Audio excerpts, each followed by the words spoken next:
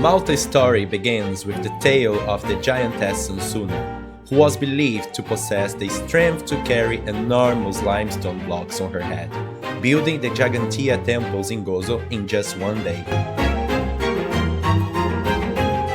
But Malta's history is not only about myths, it's also about a remarkable resilience and transformation, from the earliest Neolithic settlers to the arrival of the Phoenicians, Romans, Arabs, and the famed Knights of St. John's.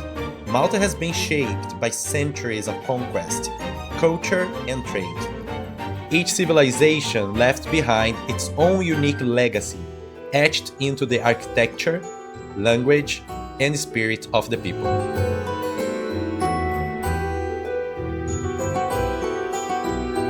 Today, Malta is a modern European nation, yet it remains deeply connected to its rich history, with a unique blend of cultures and traditions.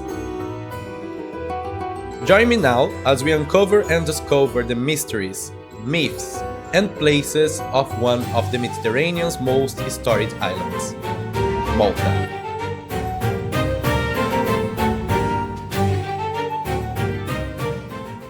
The High Bugian of Hal-Safi is one of the most extraordinary archaeological sites and a UNESCO World Heritage Site.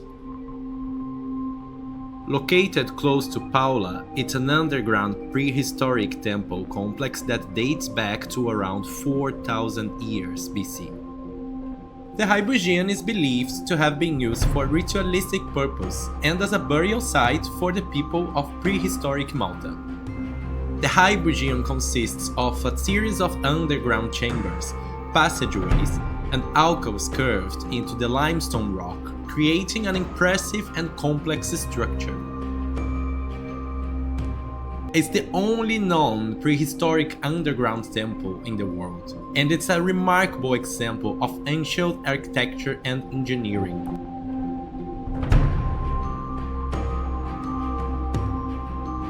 One of the most fascinating features of the High Bugian is its acoustic properties.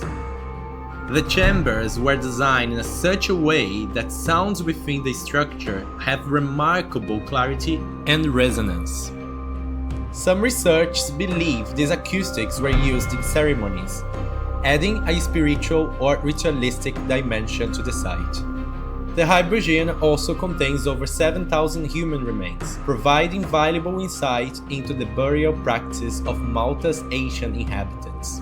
The remains are primarily of men, women, and children, some of which were found in a state of preservation due to the dry and stable conditions of the underground environment.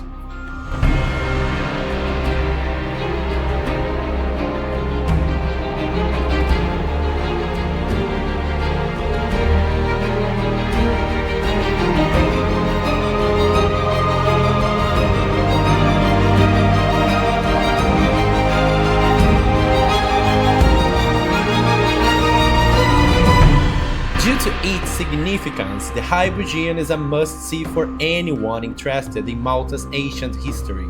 However, access is limited to preserve the site, and visitors must book tickets in advance to ensure an opportunity to explore this ancient underground wonder. It remains one of the most mysterious and intriguing archaeological sites in the Mediterranean.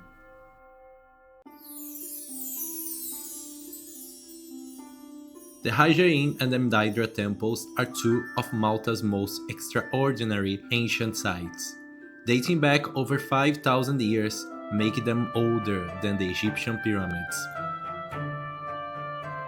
These temples were built by Malta's prehistoric inhabitants, and what stands out is how advanced their construction was for the time. Situated on the southern coast overlooking the Mediterranean Sea, the Hajain temple is named for the standing stones that form its structure. These enormous stones, some weighing several tons, are carefully arranged in a way that shows a deep understanding of design. The temple layout is also aligned with celestial events, such as solstices and equinoxes, demonstrating their knowledge of astronomy. Not far from Hajain, you will find Mnaidra temples, which are just as remarkable. The sunlight illuminates the temples at specific times of the year, aligning perfectly with the structure, another sign of how advanced their builders were. These temples are now a UNESCO World Heritage Site, and when you stand among these stones, it's hard not to be amazed by the skill and knowledge of the people who built them so many thousands of years ago.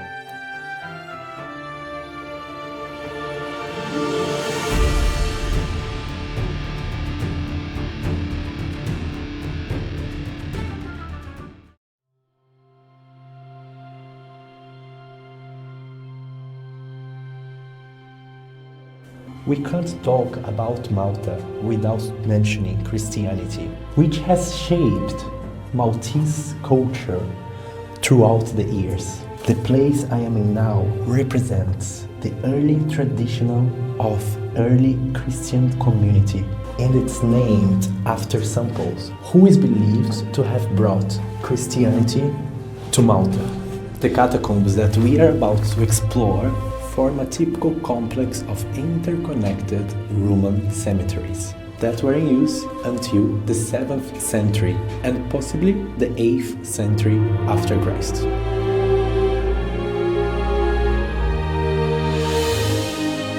These catacombs were primarily used as burial sites by the Christian community, as Roman law prohibited burials within the city limits.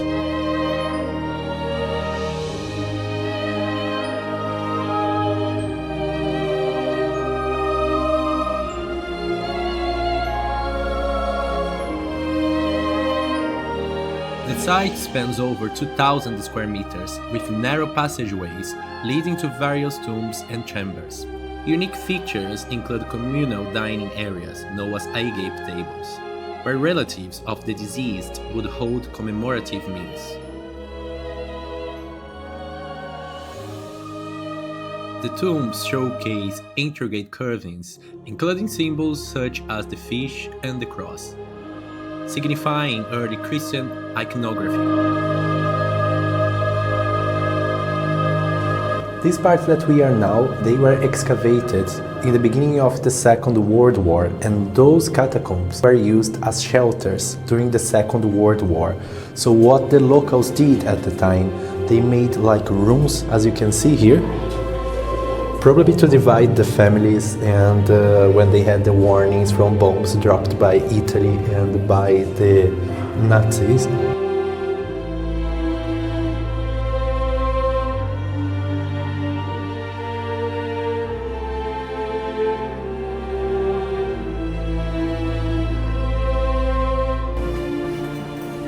So many rooms that we find here with numbers 41, 20.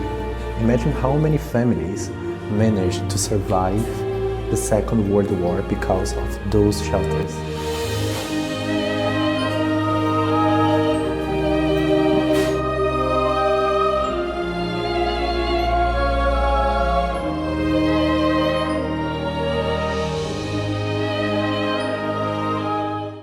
Mdina, Malta's ancient capital, has a history that spans over 2,000 years. The city was originally established by the Phoenicians around 700 BCE on a hilltop for its strategic defensive position. It was later developed by the Romans, who named it Melita and made it its island's capital. Roman structures such as baths and temples still remains beneath the city. During the Middle Ages, Mdina became the seat of Norman and Aragonese rulers, and its defensive walls were enhanced. The city remained the capital of Malta until the arrival of Knights of St. John in the early 16th century, who moved the capital to Valletta but left a lasting Baroque imprint on Mdina's architecture. Although no longer the political center, Mdina remained a key religious and administrative hub through the British colonial period in the 19th century. Today, Mdina retains its medieval and Baroque charm, making it a unique testament to Malta's long and diverse history.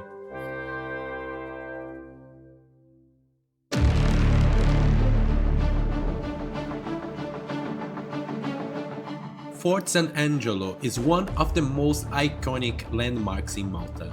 and it played a central role in the Great Siege of 1565.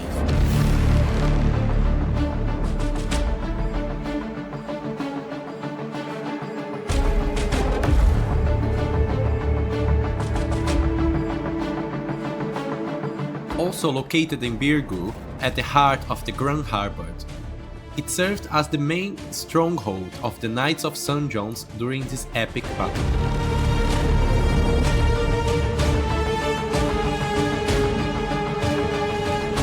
The fort's strategic location allowed the knights to control the harbour and defend the island against the massive Ottoman fleet.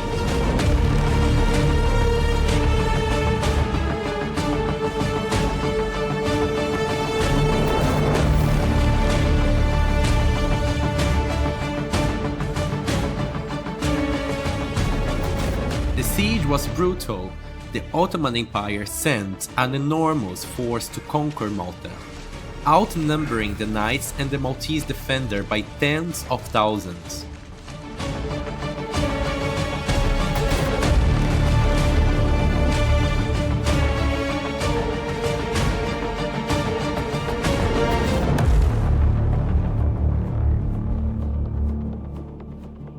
The knights, led by Grandmaster Gian de la Valette, had to use every resource and strategy available to hold their ground.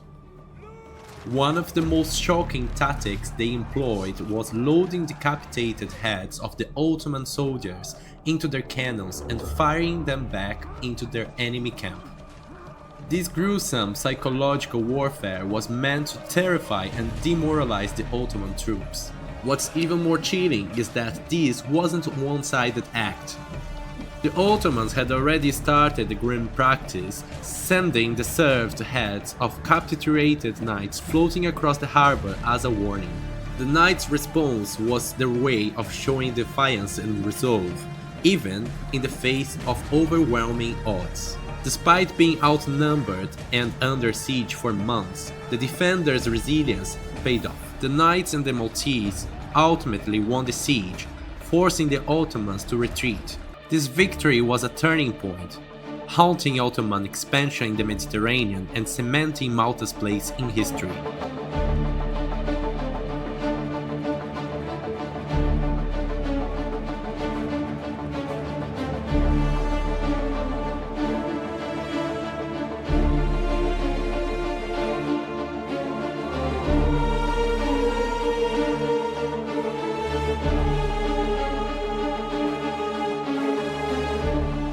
Standing in Fort St. Angelos today, surrounded by its thick walls and looking out over the harbor, you can't help but imagine the intensity of that battle and the determination it took to defend the island. The fort remains a symbol of Malta's strength and the courage of those who fought to protect it.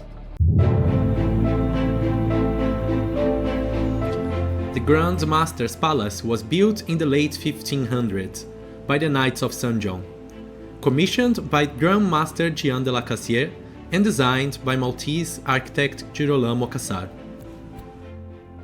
It wasn't just their home, it was their power hub. Later, it became the British colonial headquarters, and it's now where Malta's president works. Inside, it's pure grandeur.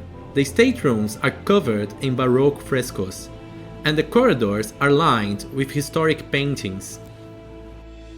The palace armory is a gem, filled with armor and weapons from the knights and their battles, making it one of the world's best collections.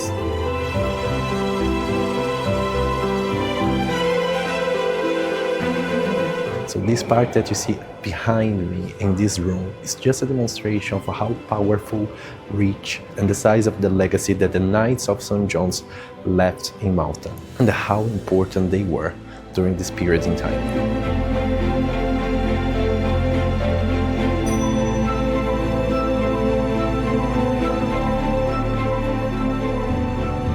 Unfortunately, the Grand Master's Palace was damaged during World War II due to bombing. Luckily though, the damage wasn't catastrophic. Only some sections were affected, and most of the structure, along with its priceless interiors, like the artwork and the palace armory, survived. They recently spent 40 million restoring it, not just to fix the aging wear and tear, but also to deal with the damage from the war. You can now visit the palace and experience the grandeur and opulence of the knights and the rich history of Valletta. St. John's Co-Cathedral in Valletta is one of the most stunning landmarks and masterpiece of Baroque architecture you will ever see. Built between 1573 and 1578 by the Knights of St. John, the cathedral served as their conventual church and is dedicated to St. John the Baptist. Despite its plain exterior, the interior is a treasure trove of art and history. Inside, you will find ornate chapels, intricate frescoes, and gold details that reflect the wealth and power of the knights. The cathedral is also home to Caravaggio's famous painting, The Beheading of St. John the Baptist, one of his most celebrated works.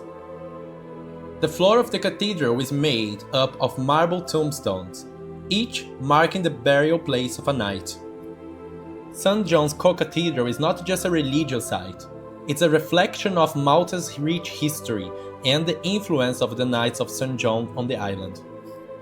It remains an active place of worship today, and it's one of the most visited attractions in Malta, offering a truly immersive experience in art, history, and architecture.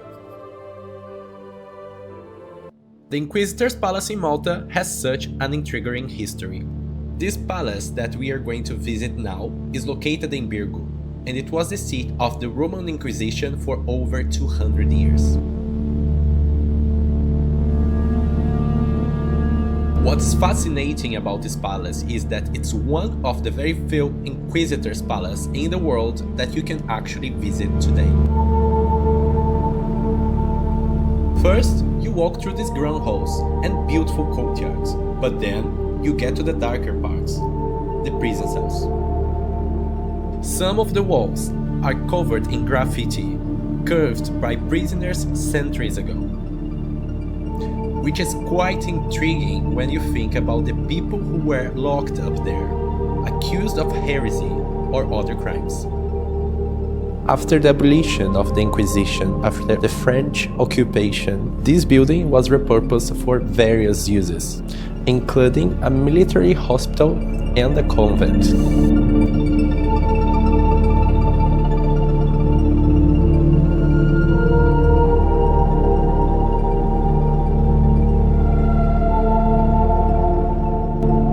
The palace also has exhibits about the role of the Inquisition in Malta and how it shaped the island's religion and cultural history.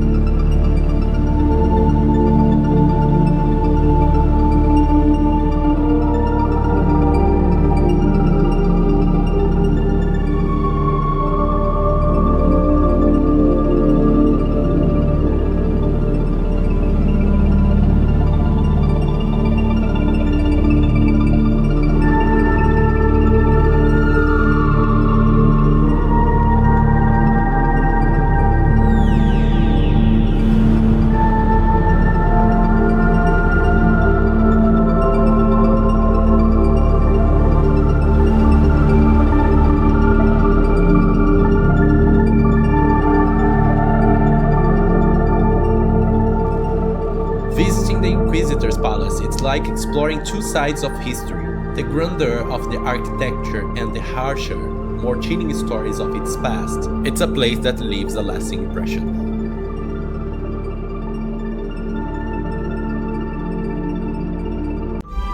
Casa Rocco Piccola in Valletta is one of the most charming historical palaces, and it offers a fascinating glimpse into the island's aristocratic past.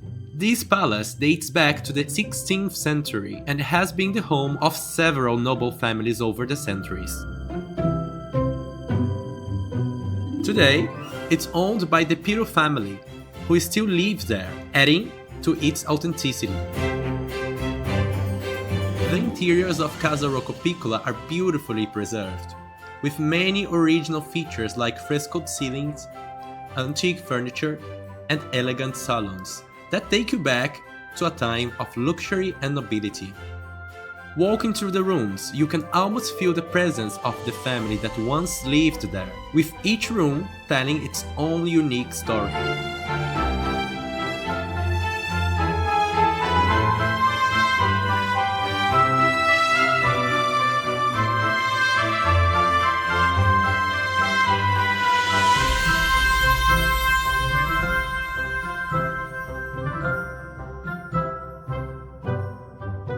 One of the most interesting parts of the palace is its underground Second World War shelters. Like many places in Malta, Casa Rocco Piccolo was used as a refugee during Second World War, when the island was heavily bombed.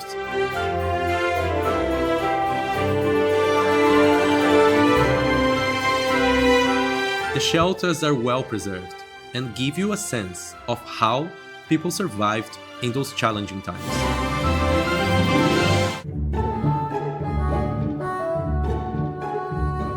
Palazzo Parizio in Ashar, Malta, is one of the island's most stunning examples of Baroque architecture and a true gem in the heart of the country. It was built in the 18th century and is renowned for its opulent interiors and beautifully landscaped gardens.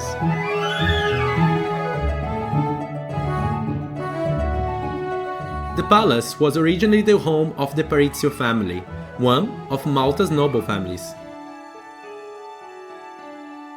A very interesting story about this piece here, and I'm telling piece because this is only one piece marble. They tried to get a big piece of marble here 3 times. The first time, they had a shipwreck. The second time, the piece of marble was dropped when they were coming up the stairs. And the third time, it was carried by 40 donkeys to make sure that the piece would come to the palace. And this is the piece that you see over here. So believe or not, this is only one piece of marble. Look how amazing.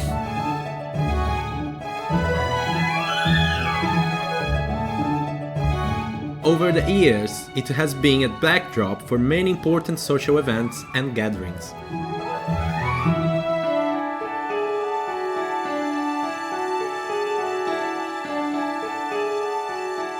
The interiors of the palace are a sight to behold, with elaborate frescoes, stunning chandeliers, and intricate furniture that reflects the grandeur of the era.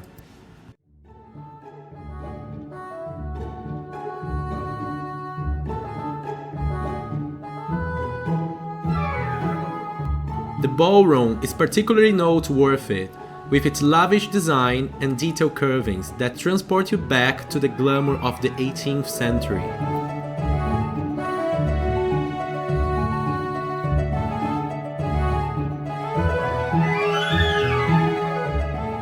But perhaps the most charming aspect of the palace is its gardens.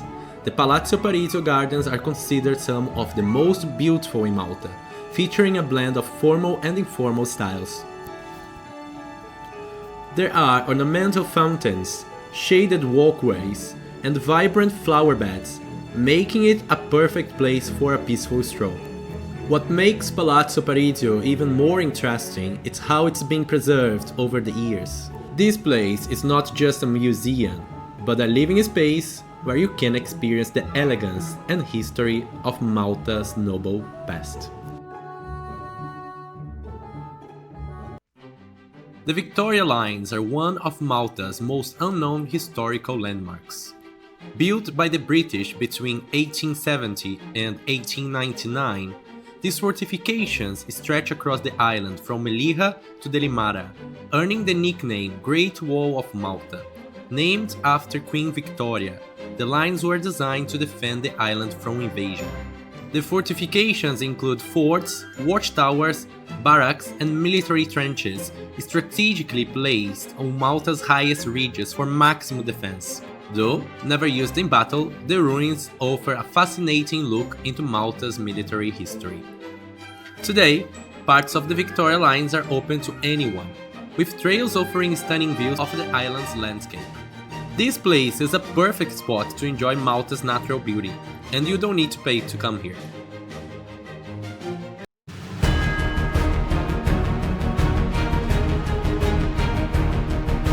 Fort Rinella is one of Malta's most unique and historic sites, located in the south of the island.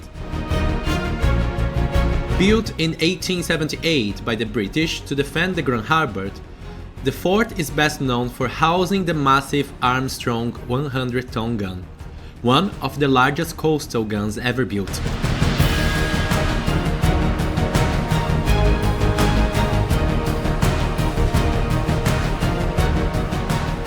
The British Empire ordered 4 of these guns that you can see over there. 2 were placed in Gibraltar and 2 came to Malta. One was installed here, as you can see, and the other one was installed in Tinie Point in the Fort Cambridge in Lima. Somewhere over there, like this, they protected all the side of the coast, being able to shoot enemy from any direction. Unfortunately, after the Second World War, Malta was the most bombed country in Europe. Therefore, they had to demolish the other gun, break into pieces, and sell the pieces so people would be able to build their houses in Lima and St. Julian's. This one was not destroyed because they realized it was more expensive to break the gun in pieces and sell the pieces than actually leaving the gun where it is. That's why today we still have the example of one of the most powerful guns that we had in the beginning of 1900. The gun, which could fire 100-ton shell over 10 miles, was an impressive display of military technology at the time. Today, Fort Rinella offers an immersive experience into Malta's military past. Visitors can explore the fort underground tunnels, barracks, and gun platforms, and learn about its role in defending Malta. Fort Rinella is a testament to the military engineering and strategic importance of Malta throughout the ages. Its preserved gun and the fort itself offer a unique opportunity to experience Malta's military heritage firsthand.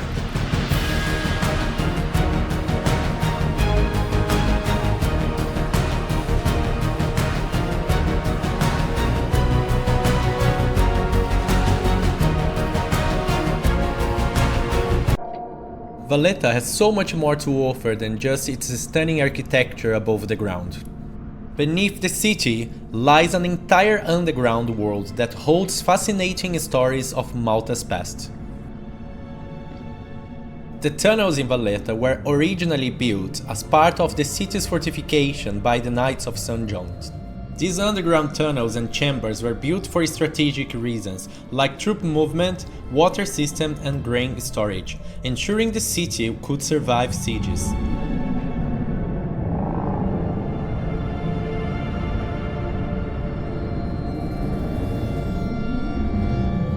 But they became even more significant during Second World War, and one of the most intriguing parts is the network of bunkers and shelters.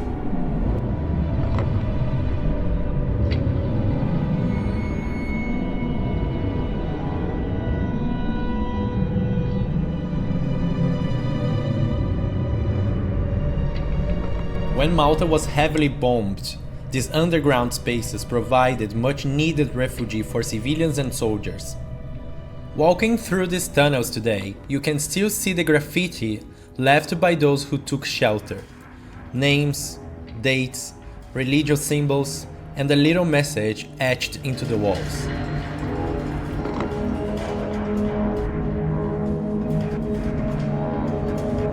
They give you a real human glimpse into what life was like during those terrifying times. Some of the war shelters, like the Lascaris War Rooms, have been restored and are now open to the public, offering a glimpse into the island's war history. You can also visit these underground tunnels with a guided tour by Heritage Malta. From the Knights' fortifications to the wartime shelters. It's incredible to think about all the layers of history beneath Valletta's cobbled streets. Exploring the underground of Valletta reveals so much more about the city's resilience and its strategic importance over the centuries. It's a hidden side of Valletta that's definitely worth uncovering. And that's just a glimpse of Malta's incredible history, from the prehistorical wonders of Rajain and High Bugian to the medieval charm of Mdina, the grandeur of the Grand Master's Palace, and the strategic brilliance of the Victoria Lines and Fort Ranilla. Malta is a living timeline of civilizations and cultures.